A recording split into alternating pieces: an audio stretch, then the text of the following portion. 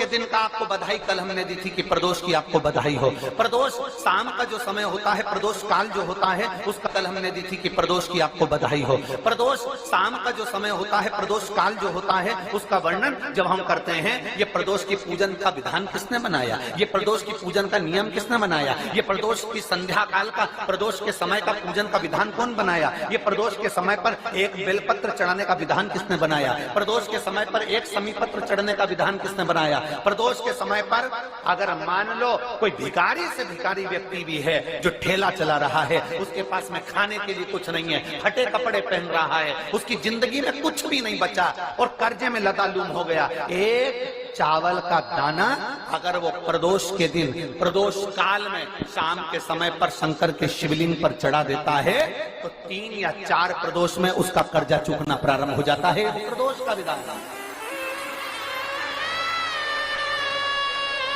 इतना ये प्रदोष का वर्णन करा किसने, इतना प्रदोष की महत्वता बताई किसने,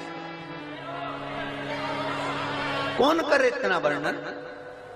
अगर प्रदोष की महत्वता बताने वाला कोई है, इसीलिए मेरे शंकर भगवान माता सती को लेकर कुंभज ऋषि के यहाँ, अगस्त ऋषि के यहाँ कथा सुनने के लिए गए थे, क्योंकि उनके बराबर कोई शंकर के महत्व को बता नहीं सकता और प्रदोष के महत्व को नहीं बता सकता। सती मैया को प्रदोष का महत्व बताने के लिए शंकर सती जी को लेकर कुंभज बाबा के यहाँ गए थे, अगस्त ऋषि कि प्रदोष के महत्व को तो जानो सती, तुम प्रदोष के महत्व को तो सती जानो, तुम प्रदोष के महत्व को तो सती पहचानो कि प्रदोष का महत्व क्या होता है, प्रदोष काल का महत्व क्या होता है, प्रदोष के समय का महत्व क्या होता है। जिस समय पर सूरज डूब रहा हो, चंद्र प्रकाशित हो रहा हो, दोनों का मेल हो रहा हो, ना तो पूरा सूरज डूबा है, न पूरा चंद्र आया है, न पूरा अंधेरा है, न पूरा उजाला है, उस समय को प्रदोष काल कहा गया, उस समय को प्रदोष का समय कहा, प्रदोष काल कहा। अब कई लोग हमसे कहते हैं गुरुजी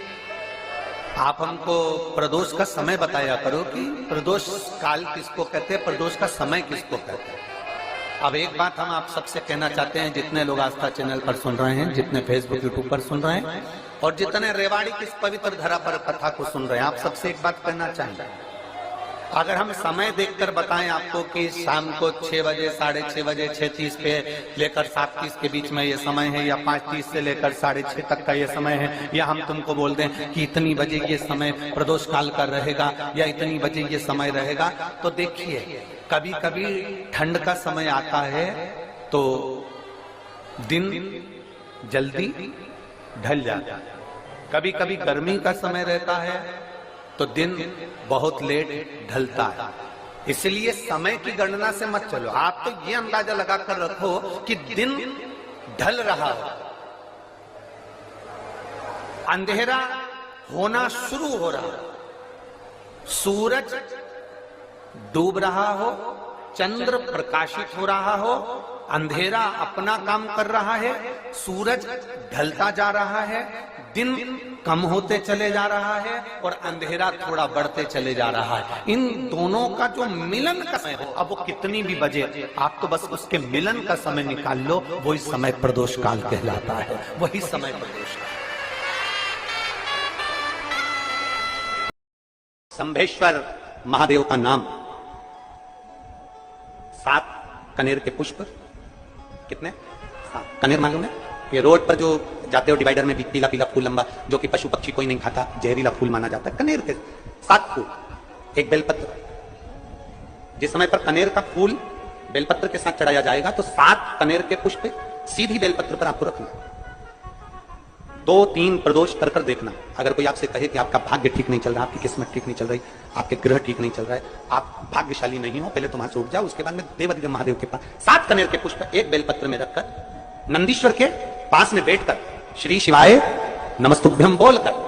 अशोक सुंदरी वाली जगह पर स्पर्श कराकर भगवान शंकर पर 7 फूल के साथ बेलपत्री की डंडी अशोक सुंदरी की साइड हो, ऐसा स्मरण करते हुए शिव को समर्पित कर दे। वही बेलपत्री 5 बार नमः शिवाय या पंचाक्षर मंत्र, षडाक्षर मंत्र या श्री शिवाय